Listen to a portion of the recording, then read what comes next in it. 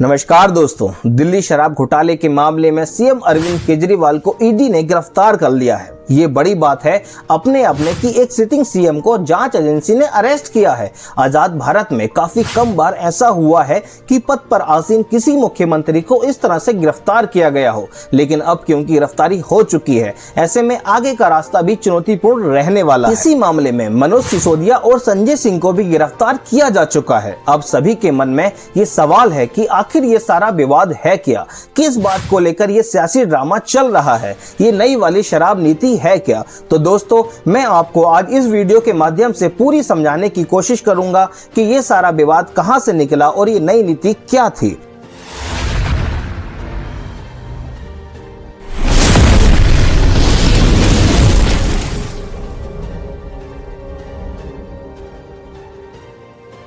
असल में 3 साल पहले यानी कि 17 नवंबर 2021 को राजधानी दिल्ली में आम आदमी पार्टी की सरकार ने एक नई शराब नीति को लागू किया था।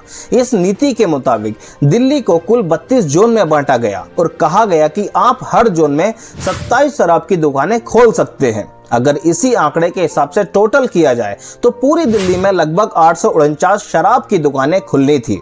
एक बड़ा बदलाव ये भी होने वाला था कि जो भी शराब की दुकानें खुलनी थी वो सारी की सारी प्राइवेट सेक्टर की होने वाली थी। मतलब सरकार का इसमें कोई भी हस्तक्षेप नहीं था।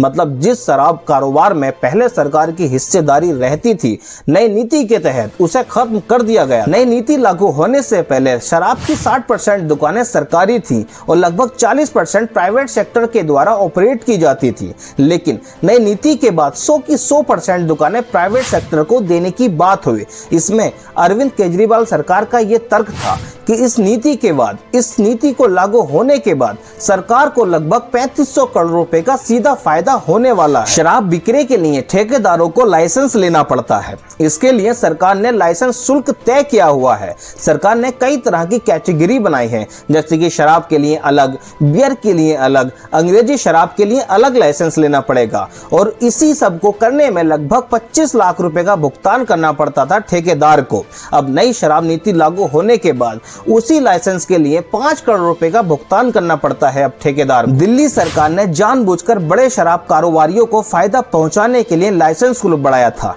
क्योंकि छोटे ठेकेदार तो इतनी मोटी रकम कभी अदा नहीं कर पाते। इससे छोटे ठेकेदारों की दुकानें तो बंद हो जाती और बाजार में केवल बड़े शराब माफियाओं को ही लाइसेंस मिलता। दूसरा आरोप शराब की बिक्री को लेकर है। उदाहरण के लिए मान लीजिए, पहले अगर 750 ml की एक शराब की बोतल 530 रुपए में मिलती थी, तब इस एक बोतल पर रिटेल कारोबारी को लगभग 33 रुपए 35 पैसे का मुनाफा होता था, जबकि 223 रुपए 89 पैसे प्रोडक्शन टैक्स और 106 रुपए वैट के रूप में सरकार को मिलता था। मतलब एक बोतल पर सरकार को 329 रुपए 89 पैसे का फायदा होता था। नई शराब नीति में उसी 750 ml वाली शराब की बोतल का दाम 530 रुपए से बढ़कर 560 रुपए हो गया। इसके अलावा रिटेल कारोबारी का मुनाफा 33 रुपए 35 पैसे से बढ़कर 363 रुपए 27 पैसे पहुंच गया। मतलब रिटेल कारोबारियों को मुनाफा 10 गुने से भी ज्यादा बढ़ गया। वहीं सरकार को मिलने वाला 329 रुपए 89 पैसे का फायदा घटकर मात्र 3 रुपए 78 पैसे रह गया। तो दोस्तों, कुछ इसी तरह के घोटाले को लेकर संजय सिंह, मनीष सिसोदिया और अरविंद केजरीवाल को ईडी ने गिरफ्तार करके रखा हुआ है। तो दोस्तों, ये आपको वीडियो कैसी लगी कमेंट सेक्शन में जरूर बताइएगा। धन्यवाद।